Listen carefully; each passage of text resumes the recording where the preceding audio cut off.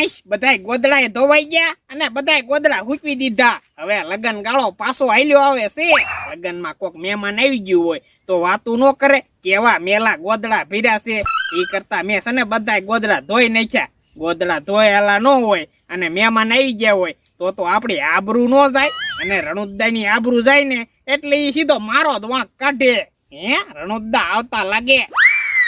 અહીંયા શું કરે? એ અત્યારે તો કાંઈ નહીં, ઉભો છું. ત્યાં ડોબા જેવા તો ઉભો હું છો? ઓય બાપા મને કેટલી ઠંડી લાગે.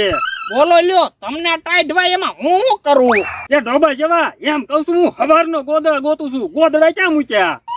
બોલો લ્યો, તમને આ ગોદડા નથી દેખાતા? હે ગોદડા કેમ ફૂકાય છે?